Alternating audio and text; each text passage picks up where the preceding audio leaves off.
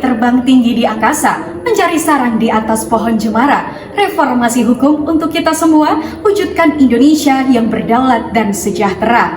Assalamualaikum warahmatullahi wabarakatuh. Shalom, Om Swastiastu, Namo Buddhaya, salam sejahtera bagi kita semua.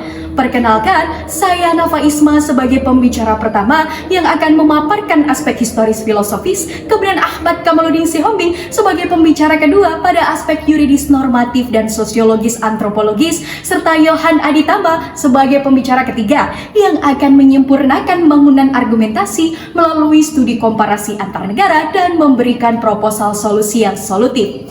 Dewan juri yang terhormat, untuk pertama kalinya kami menyatakan persetujuan terhadap mosi optimalisasi peran Astacita dalam reformasi sistem hukum Indonesia harus diperkuat dalam mempercepat dan mencapai kedaulatan, kesejahteraan, dan keadilan bagi masyarakat Indonesia. Sebelum melangkah lebih jauh pada arah argumentasi, kita perlu mengetahui bahwa Indonesia memiliki visi besar untuk menjadi negara yang berdaulat, adil, dan sejahtera pada tahun 2045. Hal ini pun bertepatan dengan peringatan 100 tahun kemerdekaan Indonesia. Untuk mewujudkan visi tersebut, diperlukan penguatan berbagai aspek kehidupan berbangsa dan bernegara yang terwujud dalam konsep Astacita. Astacita yang diusung oleh Presiden Prabowo Subianto dan Wakil Presiden Gibran Rakabuming Raka terdiri dari 8 misi strategis yang bertujuan untuk memajukan Indonesia menuju visi Indonesia Emas 2045. Salah satu poin penting dalam Astacita adalah memperkuat reformasi politik, hukum, dan birokrasi, serta memperkuat pencegahan dan pemberantasan korupsi dan narkoba. Dari sudut pandang filosofis, reformasi hukum bukan hanya sekedar perubahan norma atau aturan, tetapi juga merupakan transformasi budaya hukum itu sendiri. Hukum seharusnya menjamin nilai-nilai kemanusiaan dan menciptakan keadilan bagi masyarakat sebagaimana tercantum dalam Pancasila, sila kedua, kemanusiaan yang adil dan beradab, serta sila kelima, keadilan sosial bagi seluruh rakyat Indonesia. Dengan mengintegrasikan Astacita ke dalam reformasi hukum, tidak hanya memperkuat struktur hukum, tetapi juga membangun kepercayaan masyarakat terhadap sistem hukum. Sejatinya reformasi hukum di Indonesia sejalan dengan politik dan birokrasi untuk membangun tata kelola pemerintah yang adil. Prinsip transparansi, akuntabilitas, dan partisipasi masyarakat perlu dijalankan, sementara pengaruh elit politik harus diminimalisir. Sedangkan birokrasi yang profesional dan bersih diperlukan agar hukum diterapkan secara konsisten dan sesuai kebutuhan masyarakat. Sehingga reformasi tidak hanya menjadi slogan tanpa realisasi nyata. Reformasi hukum yang diperkuat melalui Astacita juga mencakup pemberantasan korupsi dan narkoba sebagai langkah strategis untuk membangun integritas bangsa. Korupsi dan narkoba tidak hanya merusak tatanan sosial, tetapi juga menghambat pembangunan dan kedaulatan negara.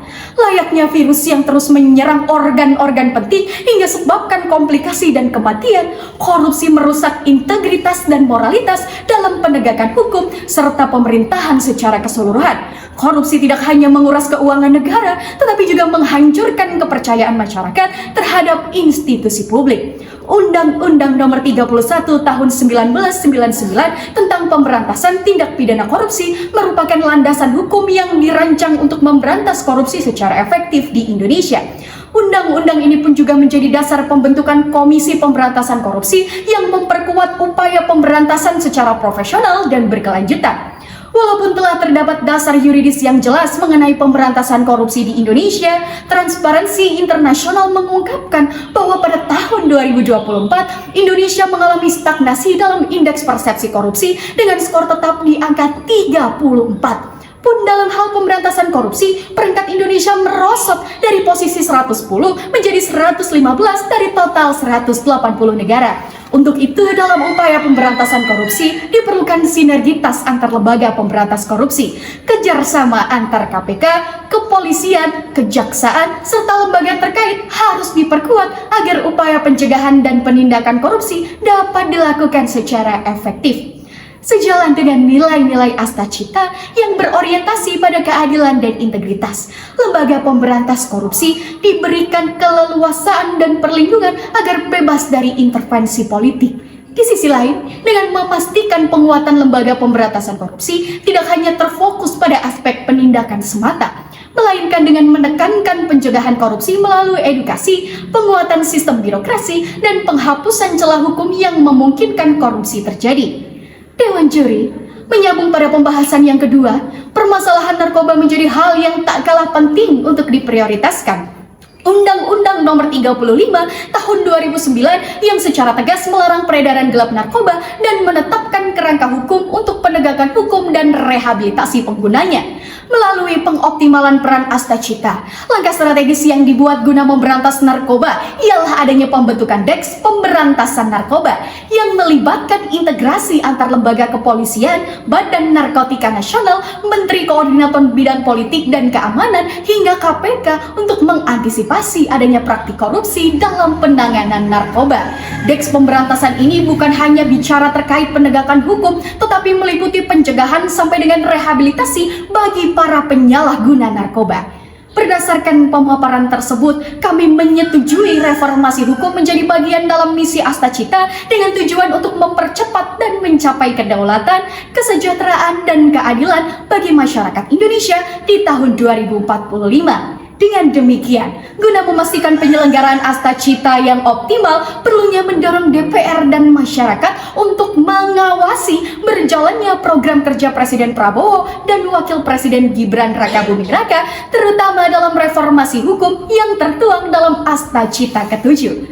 Terkait gagasan beserta argumentasi selanjutnya akan dibangun oleh pembicara kedua dan pembicara ketiga kami. Dewan Juri menyambung apa yang telah disampaikan oleh pembicara pertama kami. Terdapat teori yang mendukung dengan apa yang telah menjadi argumentasi dalam perdebatan kami kali ini, yaitu teori sistem hukum yang dikemukakan oleh Lawrence M. Friedman, yang menekankan bahwa suatu sistem hukum terdiri dari 3 komponen utama, yaitu substansi hukum, struktur hukum, dan budaya hukum. Ketiga elemen ini saling berkaitan dan berperan penting dalam menentukan bagaimana hukum berfungsi dalam masyarakat. Substansi hukum yang mencakup norma-norma, aturan tertulis, undang-undang, serta keputusan-keputusan pengadilan yang menjadi preseden. Komponen tersebut sudah sesuai dengan program kerja reformasi sistem hukum yang terdiri dari beberapa poin, seperti mencabut PP nomor 78 tahun 2016 tentang penambahan penyertaan modal negara Republik Indonesia ke dalam modal saham perusahaan perseroan, melakukan revisi jaminan pensiun dalam PP nomor 45 tahun 2015 tentang penyelenggaraan program jaminan pensiun, memperbaiki sistem outsourcing sesuai dengan amanat Undang-Undang Nomor 13 Tahun 2003 tentang Ketenagakerjaan, dan memastikan tata kelola migas dan pertambangan nasional sesuai amanat konstitusi pasal 33 Undang-Undang Dasar 1945. Berbagai pengaturan terkait substansi hukum dalam Astacita haruslah sejalan dengan teori smart regulation yang dikemukakan oleh Neil Cunningham, bahwa pengaturan regulasi perlu lebih dinamis dan inklusif dengan mengkolaborasikan pemerintah, sektor swasta, dan masyarakat yang berorientasi pada pencapaian efisiensi, agility, dan keadilan. Berlanjut kepada komponen selanjutnya, yaitu struktur hukum, mencakup lembaga penegak hukum seperti KPK, kepolisian, kejaksaan, dan kehakiman yang memastikan proses hukum berjalan teratur sesuai prosedur. Prosedur ini ditetapkan melalui reformasi sistem hukum Astacita, termasuk memperkuat pemberantasan korupsi dengan dukungan KPK dan lembaga penegak hukum lainnya, serta menjamin independensi dalam menangani kasus korupsi. Selain itu, terdapat komponen terakhir, yaitu budaya hukum, yaitu sikap, nilai, dan persepsi masyarakat terhadap hukum. Dalam Astacita, hal ini yang mencakup program edukasi anti korupsi bagi generasi muda yang bekerja sama dengan sektor swasta dan publik, memberikan kepastian hukum untuk kendaraan roda 2 sebagai transportasi umum, menjamin hak berserikat bagi pengemudi ojek online dan taksi online yang bermitra dengan perusahaan aplikasi, serta hak atas perjanjian kemitraan yang adil dan berketentuan hukum. Dengan begitu, misi Astacita yang telah dirancang oleh Presiden Prabowo sejatinya telah memenuhi ketiga komponen penting dalam teori sistem hukum. Dewan Juri, pada dasarnya kami setuju dengan Astacita yang menjadi program Prabowo Gibran dengan pemokusan terhadap pencegahan dan pemberantasan korupsi serta narkoba sesuai dengan poin yang terdapat dalam Asacita ke-7. Masuk pada poin yang pertama, perlu saya tegaskan terlebih dahulu bahwasanya KPK memiliki peran yang sangat vital dalam upaya pemberantasan tindak pidana korupsi di Indonesia. Pembentukan KPK pada tahun 2002 melalui Undang-Undang Nomor 30 Tahun 2002 merupakan respon terhadap ketidakpercayaan kejaksaan dan kepolisian dalam menangani tindak pidana korupsi di Indonesia. Namun Dewan Juri, adanya revisi Undang-Undang KPK menjadi Undang-Undang Nomor 19 Tahun 2019 justru malah melemahkan KPK. Dari segi struktural, terdapat proses pengalihan pegawai KPK menjadi ASN yang tidak melibatkan rekrutmen calon baru secara ketat. Hal ini menciptakan kemungkinan bahwa individu yang tidak sepenuhnya memenuhi standar integritas dan moralitas dapat menduduki posisi strategis di KPK yang mengakibatkan KPK mengalami penurunan kinerja dan efektivitas dalam pemberantasan korupsi. Dengan pengalihan pegawai KPK menjadi ASN tanpa rekrutmen yang tetap berpotensi menciptakan lingkungan kerja yang transparan dan akuntabel serta mengurangi kepercayaan publik terhadap KPK sebagai lembaga anti korupsi. Dilansir dari survei Lembaga Penegakan Hukum yang dilakukan oleh Litbang Kompas bahwa KPK menduduki peringkat paling rendah dibandingkan dengan lembaga penegakan hukum yang lain dengan hasil survei pada tahun 2024 bulan April mendapatkan 62%, Juni 56,1%, Oktober 61%, berturut-turut menduduki peringkat paling rendah dibandingkan lembaga penegakan hukum yang lain. Tidak hanya itu Dewan Juri, dalam melaksanakan tugasnya, kini KPK malah memiliki kebijakan surat perintah penghentian penyidikan SP3 yang mengurangi efektivitas kinerja KPK. Sehingga program Asacita Reformasi Hukum yang menyebutkan untuk memperkuat gerakan pemberantasan korupsi secara lebih sistematis dengan memperkuat KPK sebagai lembaga vital dalam pencegahan dan pemberantasan korupsi sudah tepat untuk menjadi solusi apa yang menjadi permasalahan pada saat ini. Dewan Juri masuk pada poin pembahasan selanjutnya mengenai pemberantasan narkoba. Dalam Undang-Undang Nomor 35 Tahun 2009 tentang narkoba, pasal 4 menyebutkan bahwa tujuan undang-undang ini termasuk mencegah, melindungi, dan menyelamatkan bangsa Indonesia dari penyalahgunaan narkotika serta memberantas peredaran gelap narkotika dan prekursor narkotika. Dengan begitu, Badan Narkotika Nasional sebagai badan pencegahan dan pemberantasan narkotika perlu melakukan pemberantasan narkotika secara masif ke depannya. Kepala BNN Provinsi Jakarta mengungkapkan peredaran narkoba akan terus meningkat pada tahun 2025. Hal ini disebabkan oleh faktor ekonomi masyarakat yang melemah sehingga masyarakat memilih untuk terlibat dalam perdagangan narkoba sebagai cara cepat untuk memenuhi kebutuhan ekonomi. Meski kasus narkoba tiap tahun mengalami kenaikan yang signifikan, namun kinerja BNN dalam penanganan narkoba menunjukkan kemajuan. Sepanjang tahun 2024, BNN berhasil mengungkap 38.786 kasus narkotika yang mencerminkan peningkatan sekitar 7% dibandingkan tahun sebelumnya. Dengan begitu Dewan Juri, guna mempertahankan pencapaian baik ini, Asacita telah berusaha memperkuat pencegahan dan pemberantasan narkoba sehingga dapat mencapai kedaulatan, kesejahteraan, dan keadilan bagi masyarakat Indonesia di tahun 2045. Dewan Juri yang terhormat melanjutkan argumen yang telah dibangun secara kokoh dan komprehensif oleh pembicara pertama serta kedua kami. Selanjutnya, kami akan berfokus pada pencegahan dan pemberantasan korupsi maupun narkoba yang tertuang dalam Asacita ke-7. Dalam hal ini, kami akan lebih menegaskan melalui sistem persandingan negara dengan indeks keberhasilan yang tinggi. Dengan persandingan negara yang implementasinya lebih bagus, dapat memberikan perspektif kontekstual yang relevan, serta menunjukkan bagaimana suatu isu telah diterapkan atau diatasi di negara lain melalui bukti empiris.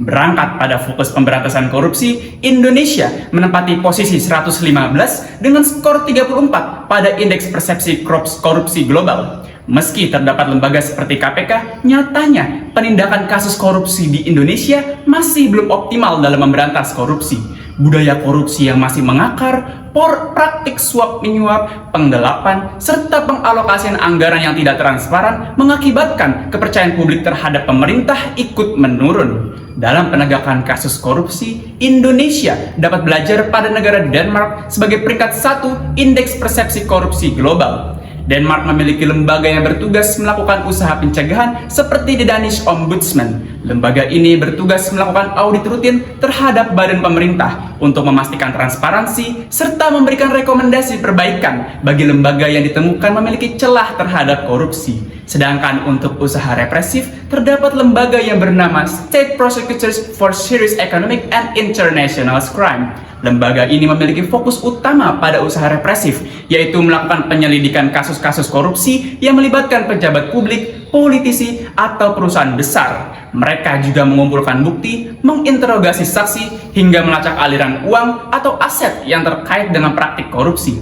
Belajar dari negara Denmark, pemerintah dapat menitik beratkan pada kedua usaha tersebut, yaitu usaha represif dan preventif oleh KPK, sehingga tidak menitik beratkan di salah satunya saja. Selain segi struktural, kita juga dapat mencontoh bagaimana budaya anti korupsi yang ada pada Denmark. Dalam segi budayanya, negara Denmark tidak hanya memfokuskan pada pendidikan anti korupsi, tetapi juga memberikan kesejahteraan ekonomi maupun keamanan pada masyarakatnya. Ini membuat tingkat kepercayaan masyarakat dengan pemerintah pun ikut meningkat. Berdasarkan hal itu, dalam upaya pemberantasan korupsi, diperlukan sinergi antara lembaga pemberantas korupsi dan pemangku kepentingan lainnya. Kerjasama antara Komisi Pemberantasan Korupsi, Kepolisian, Kejaksaan, serta lembaga terkait lainnya harus diperkuat agar upaya pencegahan dan penindakan korupsi dapat dilakukan dengan efektif seperti yang telah tercantum dalam Astacita. Selain itu, peran masyarakat juga sangat diperlukan dalam hal pengawasan serta melakukan pelaporan dugaan tindak korupsi. Berlanjut pada pemberantasan narkotika, Indonesia memiliki lembaga khusus yang berfokus pada penanganan kasus narkoba, yaitu Badan Narkotika Nasional atau BNN. BNN sendiri memiliki tugas utama dalam pencegahan dan pemberantasan narkoba. Dalam menjalankan tugasnya, BNN dapat berkolaborasi dengan lembaga penegakan lain. Wewenang ini tertuang dalam Undang-Undang Nomor 35 Tahun 2009 tentang narkotika pada pasal 70 dan pasal 83. BNN sendiri sedang melakukan berbagai kegiatan sosialisasi dan rehabilitasi untuk meningkatkan kesadaran masyarakat tentang bahaya narkoba. Saat ini, BNN sedang menyusun rencana aksi nasional, yaitu pencegahan dan pemberantasan penyalahgunaan serta peredaran gelap narkotika untuk periode 2025 hingga 2029. Rencana ini menekankan pentingnya kolaborasi antar lembaga dalam upaya pemberantasan narkoba, termasuk pengembangan fasilitas rehabilitasi yang terbatas. Namun, apa yang telah dilakukan BNN hingga saat ini tetap tidak membuat penegakan serta pencegahan narkoba di Indonesia menjadi yang terbaik. Indonesia tetap perlu belajar dari negara lain yang sudah mengimplementasikan program anti narkoba dengan baik pada negaranya. Dari data yang dirilis oleh BNN Kota Surabaya, pemuda dengan umur 11 hingga 24 tahun sangat rentan menjadi sasaran penyalahgunaan narkoba. Dengan hal itu, usaha preventif pada pemberantasan narkoba perlu dipertajam seperti yang telah dilakukan oleh negara Islandia. Dalam menurunkan tingkat penyalahgunaan narkoba pada kalangan remaja, negara Islandia mengajak seorang profesor psikologi dari Amerika Serikat, Profesor Harvey Milkman, untuk ikut membantu dalam menyelesaikan permasalahan ini. Dalam praktiknya, Profesor Harvey bekerja sama dengan pemerintah untuk membuat regulasi tentang jam malam bagi remaja. Selain itu, negara juga mendukung hal ini dengan memfasilitasi para remaja yang dianggap bermasalah untuk ikut lebih banyak melakukan kegiatan positif seperti olahraga, musik, kesenian, tari, dan komunitas positif lainnya. Program baru ini didesain dengan tujuan memberikan remaja kegiatan yang positif. Profesor Harvey juga menyarankan perlunya pendampingan orang tua agar program dapat berjalan lebih efektif. Setelah program tersebut dijalankan, persentase remaja di tahun 1998 hingga tahun 2015 dengan rentan umur 15 hingga 16 tahun turun dari 17% menjadi 7% dalam penggunaan ganja. Program ini kemudian diterapkan di Islandia sampai saat ini dan menjadi contoh bagi 35 kota lainnya. Kita yang punya permasalahan, maksud saya, yang punya permasalahan kenakalan remaja di Eropa. Hal ini menunjukkan program yang dijalankan oleh Islandia ini terbilang efektif dan dapat dicontoh oleh Indonesia. Setelah kita menyimak bagaimana peran Astacita ini sudah benar untuk dijalankan dan disandingkan dengan negara-negara lain di dunia, selanjutnya kami membawa proposal solusi guna memastikan program Astacita dapat berjalan dengan baik. yaitu dengan mendorong DPR dan masyarakat untuk mengawasi berjalannya program Astacita poin ke-7, yakni memperkuat reformasi politik, hukum, dan birokrasi, serta memperkuat pencegahan dan pemberantasan korupsi juga narkoba, dengan tujuan untuk mewujudkan Indonesia yang adil, maju, dan berdaulat di tahun 2045, oleh karena dasar filosofis, yuridis normatif, sosiologis, antropologis, persandingan negara, serta proposal solusi yang telah kami paparkan sebelumnya. Kami mengajak Dewan Juri untuk ikut seperahu bersama kami dalam mendukung mosi perdebatan kali ini. Sekian dan terima kasih.